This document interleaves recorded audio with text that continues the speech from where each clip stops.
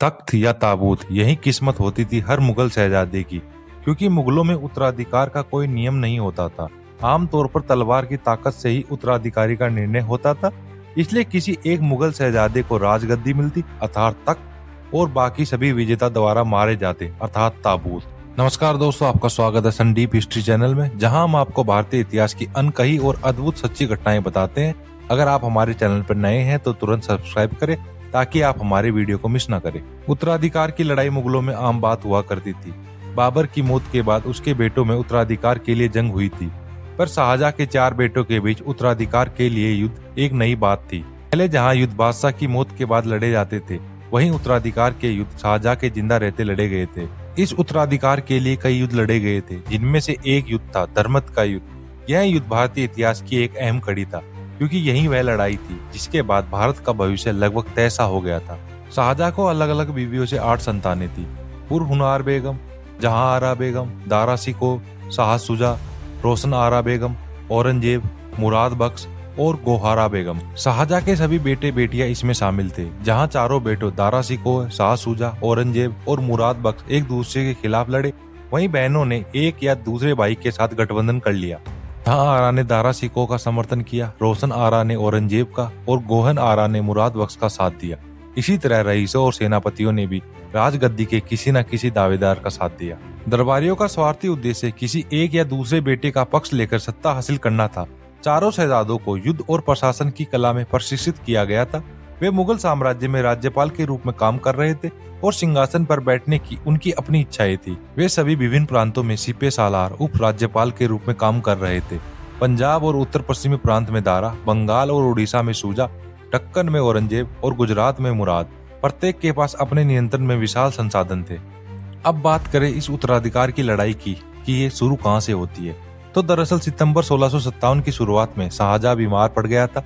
उसके ठीक होने की उम्मीद नहीं थी। वह लंबे समय तक दरबार में उपस्थित नहीं हुआ। अफवाह फैल गई कि वह मर चुका है। एक सम्राट की मृत्यु हमेशा आंतरिक अशांति और शांति भंग का अवसर होती है।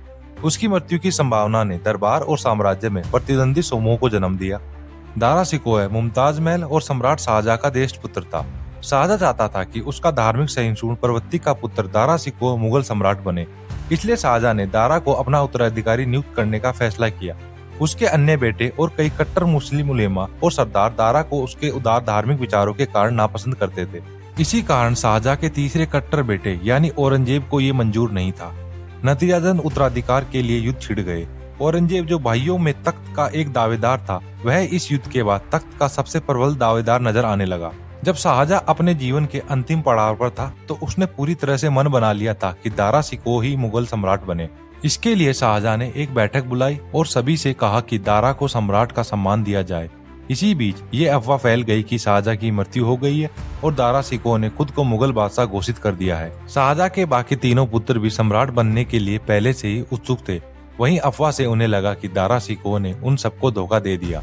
इसलिए तीनों अपने अपने स्तर पर अपनी दावेदारी पेश करने के लिए तैयारियां करने लगे। उधर दारा ने भी वे सभी रास्ते बंद करवा दिए, जिससे उसके भाइयों को साम्राज्य की कोई भी खबर हाथ न लग जाए।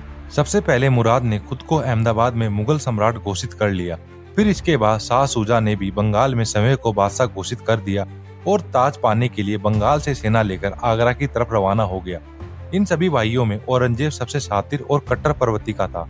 उसने कूटनीतिक चाल चली और दोनों भाइयों को पत्र लिखकर इस बात का आश्वासन दिलाया कि दारा शिकोह को हराने के बाद सत्ता को आपस में बराबर हिस्सों में बांट लेंगे। इस तरह औरंगजेब मुराद को अपनी तरफ मिलाने में कामयाब रहा।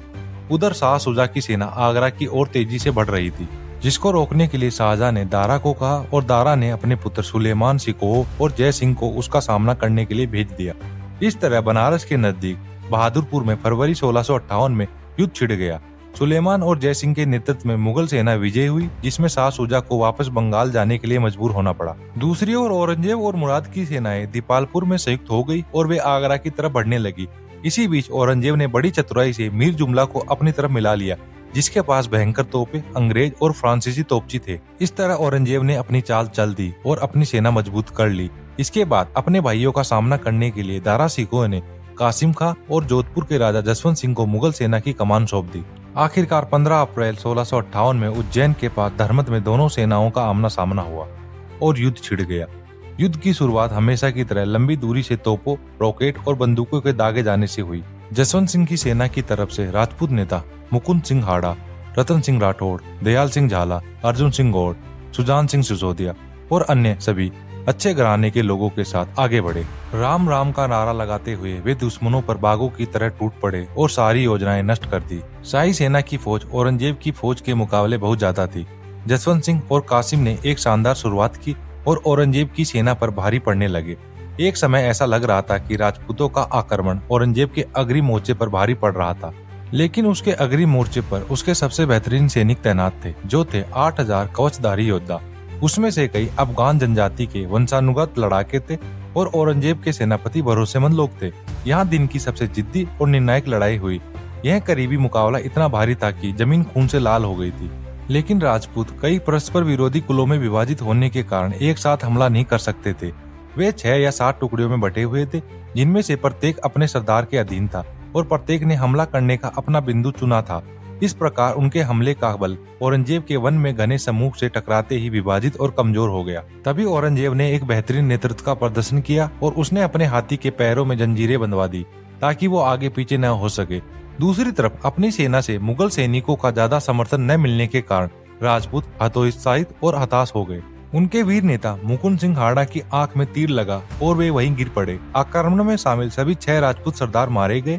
अब संख्या में बहुत कम होने के कारण, सामने, दाएं और बाएं से आक्रमण होने के कारण और पीछे से कट जाने के कारण राजपूत मारे गए। दारा की सेना हार के करीब थी, फिर भी मारवाड़ के झंडे तले 2000 राठौड़ खड़े थे, जो अपने सरदार के साथ जीने या मरने के लिए तैयार थे। साथ ही कई अन्य राजपूत और मुगल सहायक भी थे और उन्होंने कड़ा विरोध किया। कासिम खान के नेतृत्व वाली मुगल सेना के युद्ध में अलग थलग रहने के कारण जसवंत सिंह ने 4 घंटों तक वीरता पूर्वक युद्ध लड़ा।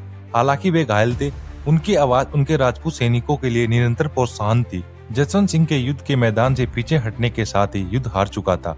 हालांकि युद्ध रतन सिंह राठौड़ ने जारी रखा, जो अंततः उनकी मृत्यु के बाद ही समाप्त हो गया। अपने बलिदान के कारण रतन सिंह को राजस्थान के लोगों ने अमर कर दिया। मारवाड़ के एक चारण जगमाल खड़िया युद्ध में जसवंत सिंह की तरफ से लड़ते हुए मारे गए। इस युद्ध में दारा सिकोह की सेना बेहद बुरी तरह से हार गई। युद्ध के बाद जसवंत सिंह की सेना के मुस्लिम कैदियों के साथ औरंगजेब ने सम्मानपूर्वक व्यवहार किया। हालांकि उसने हिंदुओं का कत्ल कर दिया, जबकि उसकी सेना में कई हजार हिंदू सैनिक उसके लिए लड़ रहे थे।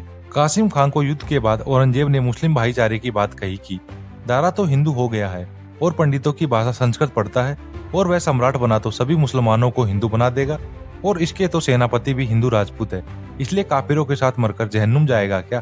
यह सुनकर कासिम खान औरंगजेब की सेना में शामिल हो गया। उधर जब राजा जसवंत सिंह वापस घायल अवस्था में जोधपुर पहुंचे तो वहां उनका हारने की वजह से तिरस्कार किया गया। ऐसा कहा जाता है कि जब जसवंत सिंह किले में वापस लौटे तो रानी जसवंत देव ने दरवाजा खोलने से मना कर दिया। रानी ने उन्हें लकड़ी के बर्तनों में खाना दिया। वे इस व्यवहार के पीछे का कारण नहीं समझ पाए, क्योंकि वे हमेशा चांदी के बर्तनों में खाना खाते थे। रानी ने व्यंग्यात्मक ढंग से कहा, मैंने आपको लकड़ी के बर्तनों में खाना दिया है क्योंकि चांदी के बर्तनों की आवाज से आप डर सकते हैं। इससे जसवंत सिंह को दृढ़ संकल्पना मिली और उन्होंने अपने प्रतिद्वंदी के साथ नए मुकाबले की तैयारी शुरू कर दी। इस तरह औरंगजेब इस उत्तराधिकार की पहली धर्मत की लड़ाई में विजयी हुआ।